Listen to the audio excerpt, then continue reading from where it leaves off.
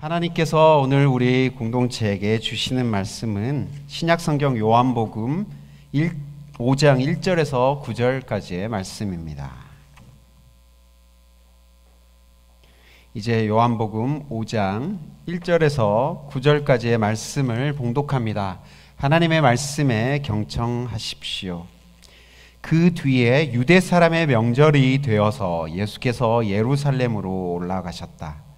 예루살렘에 있는 양의 문 곁에 히브리 말로 베드자다라는 못이 있는데 거기에는 주랑이 5 있었다.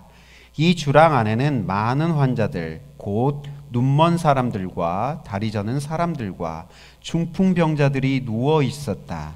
그들은 물이 움직이기를 기다리고 있었다. 주님의 천사가 때때로 못에 내려와 물을 휘저어 놓는데 물이 움직인 뒤에 맨 먼저 들어가는 사람은 무슨 병에 걸렸든지 나았기 때문이다. 거기에는 38해가 된 병자 한 사람이 있었다. 예수께서 누워있는 그 사람을 보시고 또 이미 오랜 세월을 그렇게 보내고 있는 것을 아시고는 물으셨다. 낫고 싶으냐? 그 병자가 대답하였다. 주님, 물이 움직일 때에 나를 들어서 못에다가 넣어주는 사람이 없습니다. 내가 가는 동안에 남들이 나보다 먼저 못에 들어갑니다. 예수께서 그에게 말씀하셨다. 일어나서 내 자리를 걷어가지고 걸어가라. 그 사람은 곧 나아서 자리를 걷어가지고 걸어갔다. 그날은 안식일이었다. 이것은 우리 주님의 말씀입니다. 하나님 감사합니다. 아멘. 좋으신 우리 주님의 은총과 평강이 교회 여러분 모두에게 함께하길 빕니다. 아까 송도 간에 이렇게 교제를 나누는데 자전거를 타고 여기에 오시느라 땀을 삐삐 흘린 형제님과 인사를 했었는데요. 그만큼 하나님의 전을 사모하고 예배를 사모하시는 여러분들의 삶이 너무 복되고 귀하다는 생각이 들었습니다. 요한복음의 주제는요, 요한복음 1장 14절에 잘 나타나 있습니다. 이렇게 나와 있죠. 그 말씀은 육신이 되어 우리 가운데 사셨다. 이 사셨다가 장막을 치셨다라는 그런 뜻이라고 말씀드렸었죠. 우리는 그의 영광을 보았다. 그것은 아버지께서 주신 외아들의 영광이었다. 그는 은혜와 진리가 충만하였다. 이 말씀입니다. 육신의 세계는요, 피조물로서의 한계가 있는 세계입니다. 여러분들이 지금 모두 다 이 바디, 육신을 가지고 있잖아요. 이 피조물로서 한계를 우리는 갖고 살아갑니다. 육신의 세계는 죄와 죽음이 지배하는 세계입니다. 우리가 육신을 입고 살아간다는 것은 죽음이라는 한계를 갖고 살아간다는 뜻이죠. 죄의 영향력 아래에서 벗어날 수 없다는 그런 뜻이기도 합니다. 창세기 3장에서 첫사람 아담의 범죄로 말미암아 땅이 저주를 받습니다. 창세기 3장 17절 말씀에 이런 말씀이 나오죠. 이제 땅이 너 때문에 저주를 받을 것이다. 땅은 너에게 가시덤불과 엉겅퀴를 낼 것이다. 범죄한 아담과 하와에게 하나님이 이렇게 저주를 내렸습니다.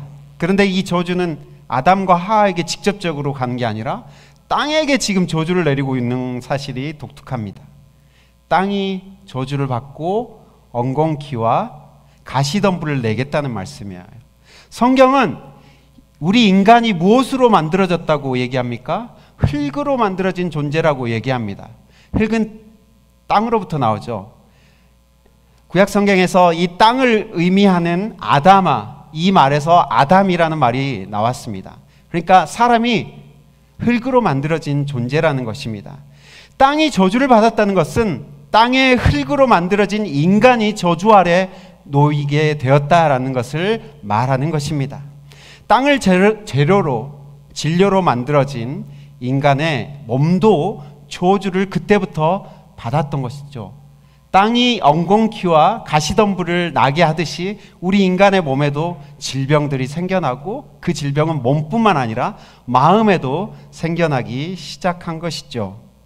어떤 시인은 이렇게 얘기합니다. 흙에서 불안을 더하면 인간이고 인간에서 불안을 빼면 흙이 된다고 말했습니다. 무슨 말입니까? 불안을 느끼고 방황하는 것이 인간의 본질이라는 것을 그렇게 표현한 겁니다. 우리 모두의 삶에 불안이 상수이고요, 행복과 기쁨이 변수인 겁니다.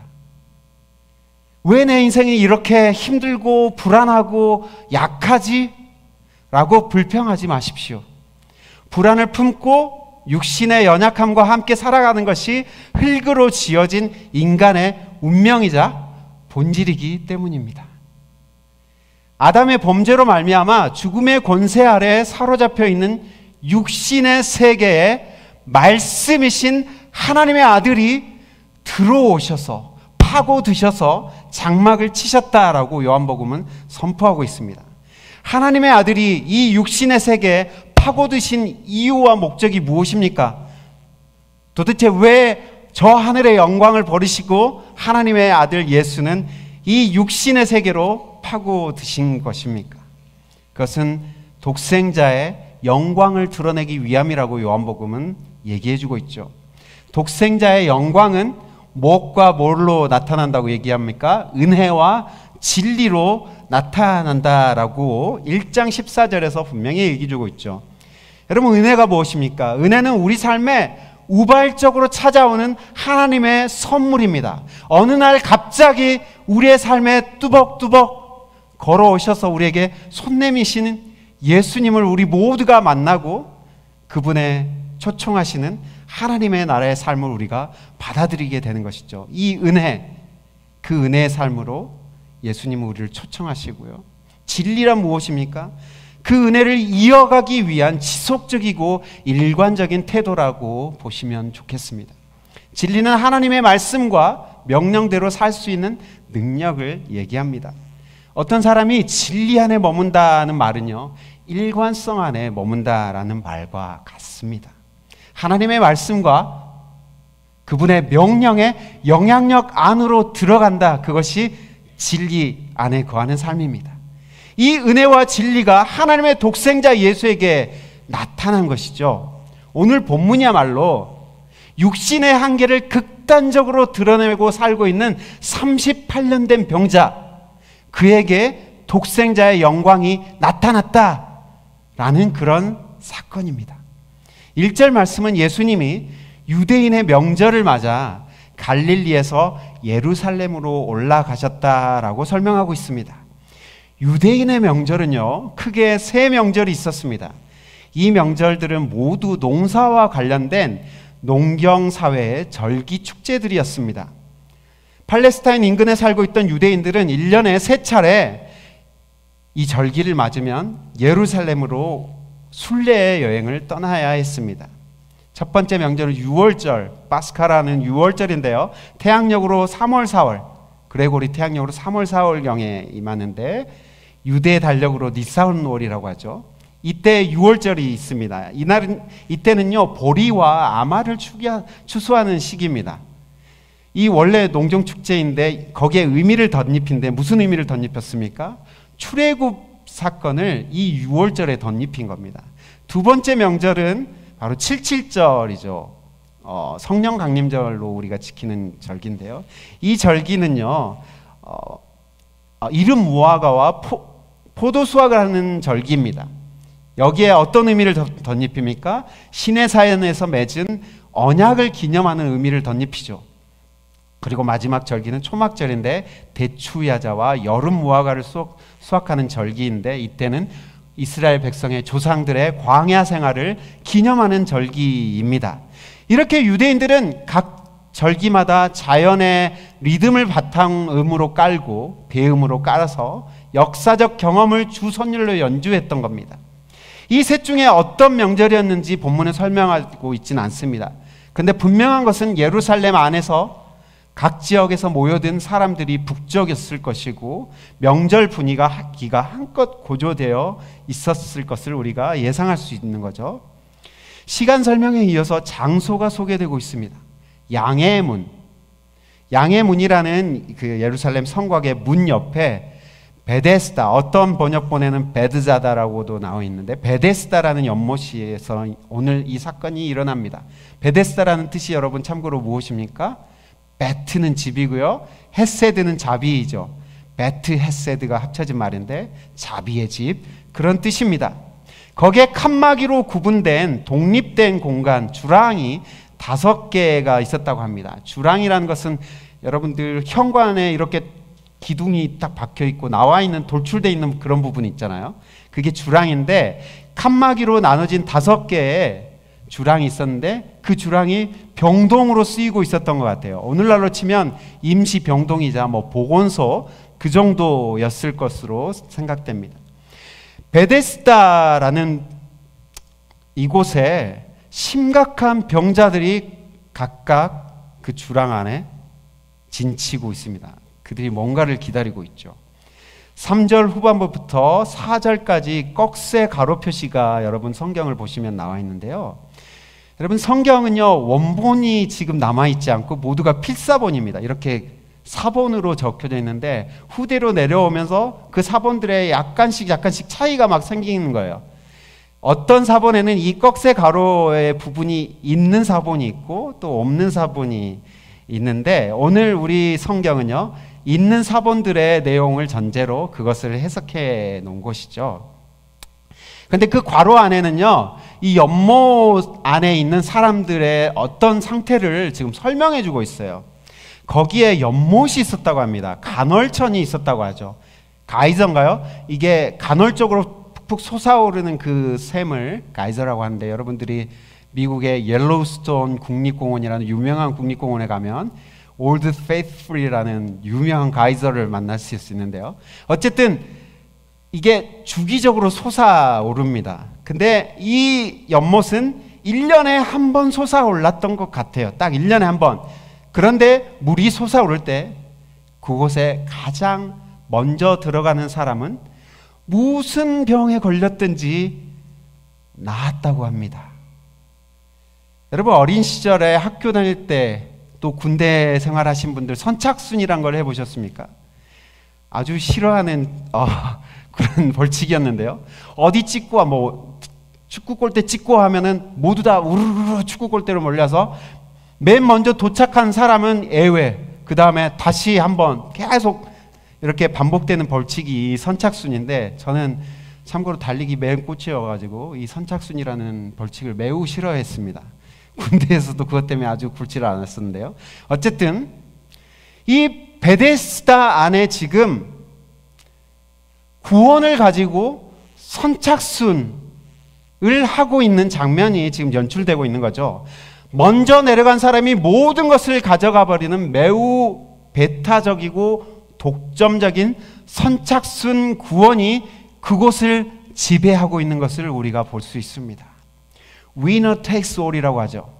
Winner takes all의 이 신자유주의적인 구원론이 지금 자비의 집이라고 하는 이름에 어울리지 않게 베데스다에서 지금 벌어지고 있는 것입니다. 아까도 말씀드렸지만 예루살렘은 지금 축제 중입니다. 사람들은 모두 들떠 있고 설레 있습니다. 특별한 명절 음식과 맛난 것들이 넘쳐나고 흥을 돋구는 포도주는 아주 넉넉한 시기였죠. 때마침 그날은 안식일이기도 했습니다. 하지만 요한은 그 축제 현장에서 가장 후미진 베데스다 연못에 집중하고 있습니다. 병자들의 탄식과 한숨이 넘쳐나는 그곳에는 축제라는 곳은 찾아볼 수 없고 빛이라고는 하나도 없는 어두움과 절망뿐이었습니다. 축제는 너무 대조되는 곳이죠. 그곳에 있는 5개의 병동에 수많은 병자들 중에서도 한 병자에게 초점이 맞춰지고 있습니다. 그는 38년 동안 그곳에 누워 있었던 병자입니다. 혼자 움직일 수 없는 병자인 것이죠.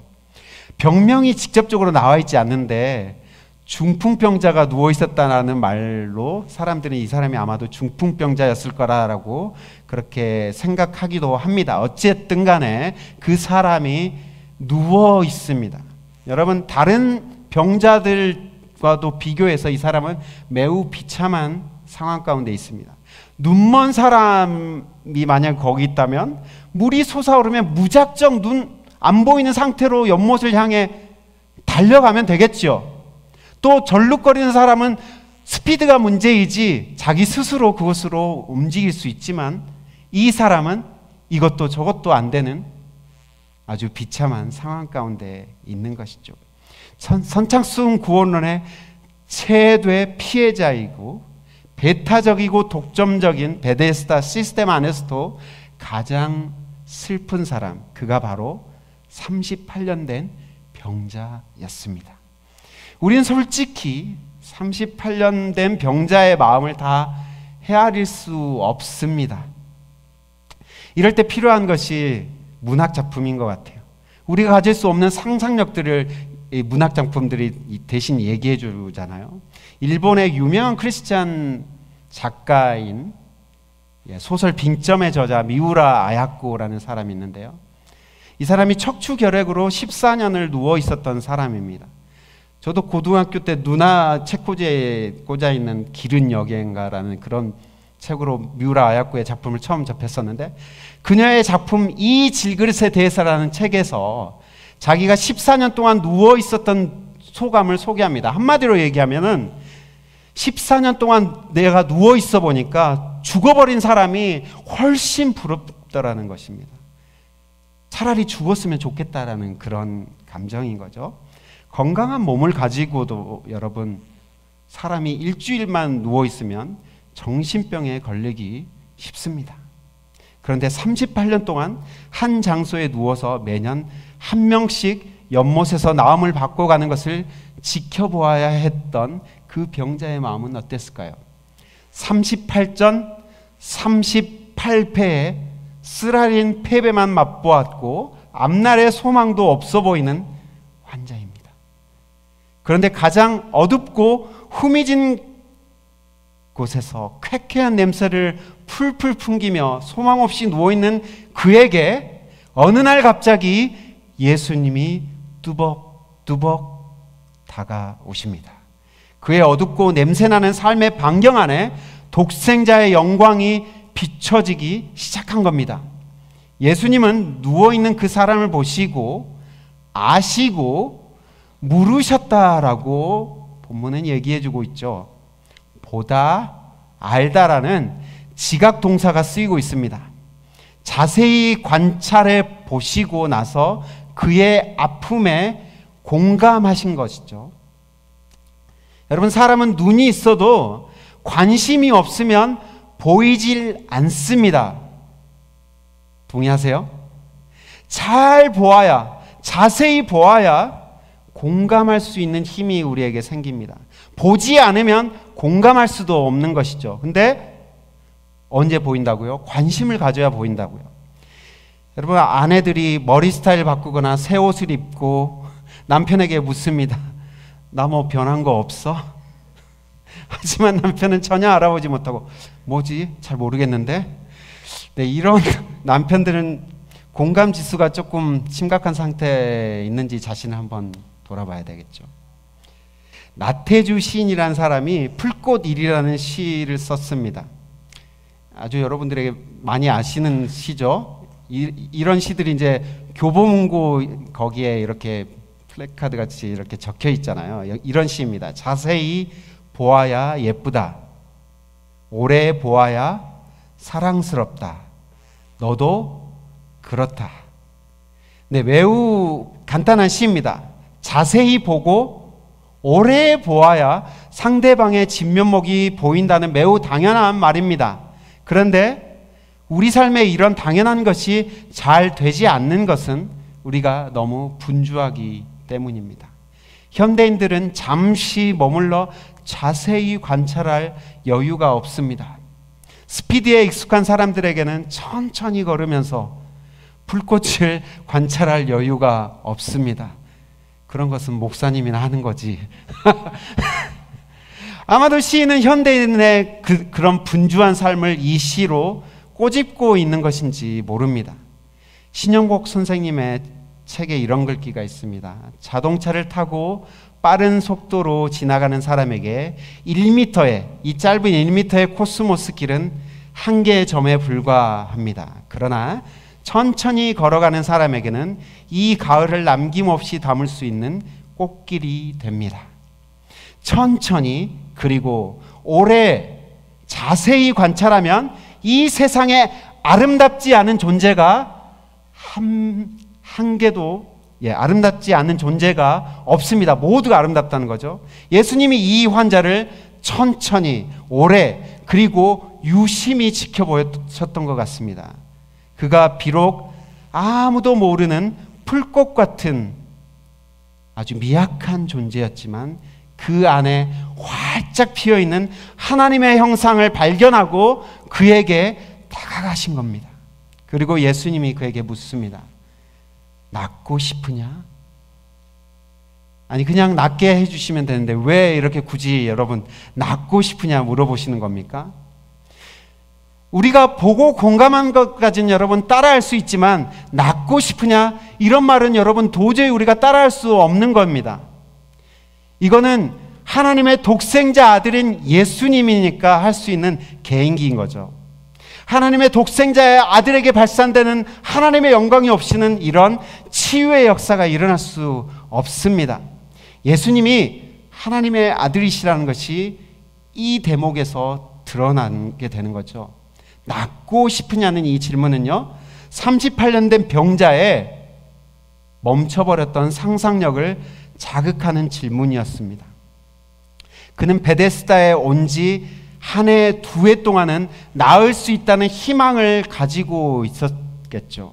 그의 가족들도 그를 연못 안으로 넣어주기 위해 그와 함께 언제 이게 물이 솟아오를지 모르니까 상주하면서 대기하고 있었을 것입니다. 하지만 점점 시간이 갈수록 희망은 줄어들고 가족들 또한 그들의 일상의 삶으로 돌아가야만 했겠죠. 마침내 그는 나을 생각이란 전혀 하지 못하고 다른 사람들을 원망하는 삶 가운데서 삶으로 그곳에서 머물고 있었던 것입니다. 그가 하는 말을 보십시오. 나를 들어서 연못에 넣어줄 사람이 없어서 제가 이러고 있습니다. 원망만 하고 있는 것을 여러분 보십시오. 한편으로 그의 상상력은요, 이 선착순 구원론 안에 갇혀 있는 겁니다. 나를 누군가가 들여다가 연못 안에 넣어줘야 하는데 내가 구원을 받지 못한 것은 누가 나를 데려다 주지 못하기 때문이다라고 생각하고 있는 거죠. 예수님은 그런 그에게 명령이자 초청을 하고 계십니다. 세 마디로 나눠볼 수 있죠. 일어나서 네 자리를 걷어가지고 걸어가라. 세 가지 동사가 연이어 쓰이고 있습니다. 일어나라, 자리를 걷어라, 걸어가라. 38년 된 병자의 상상력 안에 이 동사들은 없었습니다. 그의 사전 안에 이 동사들은 없었어요. 그가 상상하는 것이라고는 고작 누군가 업고 간다, 연못 안에 맨 먼저 들어간다, 그리고 낫는다 였습니다. 그런데 예수님이 지금 그에게 따뜻한 음성으로 초청하고 계십니다. 일어나서 네 자리를 걷어가지고 걸어가라. 그는 자비로운 예수님의 눈을 누워서 쳐다볼 수 있었겠죠. 예수님이 이렇게 내려다보셨을 것 같습니다. 그리고 그분의 따뜻한 음성을 그의 귀로 들을 수 있었습니다. 예수님의 동정심 가득한 눈빛과 확신에 찬 음성이 그의 믿음을 막 자극시켰겠죠.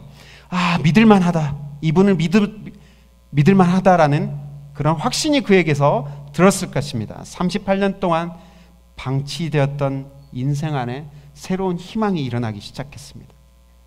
38년 동안 그가 외친 메아리는 한 번도 그에게 되돌아온 적이 없었습니다. 그런데 그의 비참한 인생의 동심원 안에 예수님께서 뚜벅뚜벅 걸어오신 겁니다. 파괴되어 버린 지 오래되어 남아있지도 않는 그의 인간으로서의 존엄성을 다시 일깨워주신 하나님 아들의 사랑에 그는 감격할 수밖에 없었습니다. 예수님의 눈빛과 음성으로 그는 충분히 그 사랑을 느낄 수 있었습니다. 그는 예수님을 믿기로 합니다. 그래서 일어나 보기로 했고 예수님 말처럼 그는 일어나 걷게 되었습니다. 일어난 것에 멈추지 않고 걸었다는 것에 우리가 좀 주목해 보아야 하는데요. 지난번에도 말씀드렸지만 이 걷다라는 히브리 동사 할라크라는 말은요, 걷다라는 말뿐만 아니라 동행하다, 순종하다라는 뜻을 가진 동사입니다. 창세기 5장 24절에 보면 이낙이라는 이 사람이 나오죠. 그가 하나님과 동행하다가 하나님이 그를 데려가셨다라는 표현이 나오는데 이 동행하다는 동사가 할라크입니다. 그가 하나님의 말씀에 순종하다가 들어올림을 받았다라는 그런 뜻입니다. 예수님이 이 병자를 일으키신 것에서 멈추지 않고 걸으라고 명령하고 계십니다. 독생자의 영광인 은혜와 진리의 기능이 여기서 발휘되고 있다고 저는 보여집니다. 무슨 말이냐? 예수님이 식물인간처럼 세상에 대해 냉담하고 자포자기한 우리의 삶의 반경 안에 뚜벅뚜벅 고려오신 이유가 여러분 무엇입니까? 예수님께서 먼저 우리의 인생의 동심 안으로 다가오셔서 손을 내미셨기 때문에 여러분이 지금 이 자리에 계신 것이죠. 그렇죠? 그런데 그 이유가 무엇이냐는 것입니다. 우리가 이 자리에 있는 것은 그분이 어느 시점에 우발적인 은혜를 우리에게 베풀어 주셨기 때문에 우리가 믿음으로 이 자리에 계시는데, 예수님이 바라는 것이 거기서 멈추는 것이 아니라 오늘 38년 된 병자를 통해서 알 수 있는 것은 일어나 걷는 것까지 나아가는 것이죠. 은혜를 주시는 이유가 무엇입니까? 그 은혜를 받고 네가 그 은혜를 넉넉하게 누리고 그냥 잘 살아라, 그것이 아니라 이제는 하나님의 명령에 순종하여서 하나님과 동행하는 삶을 살아가라는 그 이유 때문에 우리에게 은혜를 베푸시는 것입니다. 38년 된 병자에게 누운 자리를 털고 일어나서 일어나라는 것 자체가 은혜입니다. 아무도 그에게 그런 은혜를 줄 수 있는 사람은 없었습니다. 오직 하나님의 독생자 예수만이 그를 구원해 줄 유일한 분이셨습니다. 예수님의 구원은요, 선착순 구원이 아니었습니다. 말 그대로 은혜의 구원이었죠. 그냥 은혜를 받고 믿음으로 취하면 누릴 수 있는 그런 구원입니다. 예수님이 병자와 우리에게 은혜의 구원을 주신 이유는 하나님과 동행하는 삶을 살기 원해서입니다. 하나님의 명령과 뜻에 순종하여 하나님의 뜻을 이루는 진리의 삶으로 우리를 초청하시기 위해 은혜를 베풀어 주신 것입니다. 이것이 예수를 통해 나타나는 은혜와 진리의 삶이자 하나님의 영광이요, 그 하나님의 영광이 지금 38년 된 병자 안에 나타나고 있습니다. 오늘 우리는 베데스다 연못가에 38년 된 병자가 일어나 걷는 기적을 통해 하나님의 독생자의 영광이 어떻게 육신의 세계 가운데 나타난지 살펴보았습니다. 예수님은 육체를 입고 살아가는 우리들의 대표적인 인물, 우리를 대표하는 인물로서 특정한 병자에게 다가가심으로 그분의 영광을 나타내 보여주셨습니다. 예수님은 그를 자세히 보셨고 그를 알아보았습니다. 그에게 공감하셨다는 거죠. 그의 비참한 삶 속에 가려지고 숨겨진 찬란한 하나님의 형상을 예수님은 발견하신 겁니다. 그리고 그에게 뚜벅뚜벅 다가가 그의 냉랭한 마음을 따뜻하게 만져주셨습니다. 그의 삶을 알아봐 주셨고 공감해 주신 겁니다. 우리는 육신을 입고 살아가는 존재입니다. 예수님은 우리와 똑같은 육신을 입으시고 우리의 삶에 깊이 공감해 주셨죠. 히브리서 2장 18절 말씀은 예수님의 그러한 공감을 이렇게 얘기해 주고 있습니다. 그는 몸소 시험을 받아서 고난을 당하셨으므로 시험을 받는 사람들을 도우실 수 있습니다. 흙으로 지어진 인간은 땅에 내려진 저주로 말미암아 질병과 불안과 고난을 안고 살아가는 존재들입니다. 그런데 예수님은 인간의 육체의 세계 속으로 파고 들어오셔서 그 질병과 고통을 자신이 몸소 우리에게 보여주셨죠. 38년 된 병자의 삶에 파고드신 예수님을 통해 우리는 그것을 너무나 클리어하게 보고 있습니다. 예수님께서는 여러분의 삶을 보고 계시고 여러분의 아픔에 깊이 공감하시는 분입니다. 믿으십니까? 여러분의 삶의 반경 안에 이미 예수님이 찾아와 계시는데 여러분은 그것을 느끼면서 살고 계신가요? 절망의 자리를 훌훌 털고 일어나 걸으라고 예수님이 우리를 초청한다고 믿습니다. 주일마다 교회에 나와서 우리가 하나님의 말씀을 듣는 이유가 무엇입니까? 절망을 떨치고 다시 일어나 걷기 위해서입니다. 나를 짓누르는 절망과 실패감과 질병들을 떨쳐내고 하나님이 바라시는 순종의 삶으로 나아가기 위해서 우리는 주일마다 여기에 모여 하나님의 말씀을 듣는 것입니다. 우리가 다른 사람의 병을 치유해 주는 것까지 예수님을 모방할 수 없습니다. 하지만 우리 주변의 가족과 이웃들을 보고 알아보고 공감해 주는 것은 우리가 충분히 따라할 수 있는 것입니다. 보고 알아보신 그 공감의 삶으로 예수님은 우리를 초청하신다고 믿습니다. 자세히 보시고 오래 보시고 천천히 바라보십시오. 관심을 갖고 오래 바라보지 않으면 우리 가족들과 이웃들의 목소리와 그들의 상황이 보이지가 않습니다. 관심을 갖고 자세히 보는 이들은 눈이 열리면서 공감의 능력이 발휘되게 됩니다. 보여야 알아볼 수 있고 공감할 수 있습니다. 우리 주변에 후미진 곳에 울고 있는 이웃들이 있지 않은지 이번 한 주 한번 잘 관찰해 보시기를 바랍니다. 공감해주고 따뜻한 말 한마디 전해 보십시오. 늘 말씀드리는 것이지만 이웃사랑은 다른 것이 아니라 이웃 안에 있는 소중한 가치를 그에게 일깨워 주는 것입니다. 여러분들 통해 누군가가 살 소망을 다시 가졌으면 좋겠습니다. 숨겨진 들풀과 같은 나는 아무 가치 없는 존재야 라고 생각하는 그런 존재들이 여러분들의 다가감을 통해 아, 내 삶도 참 아름답구나 라는 것을 깨닫고 그런 귀한 삶에 쓰임받는 여러분 모두가 되시기를 주님의 이름으로 축복합니다. 함께 기도하겠습니다.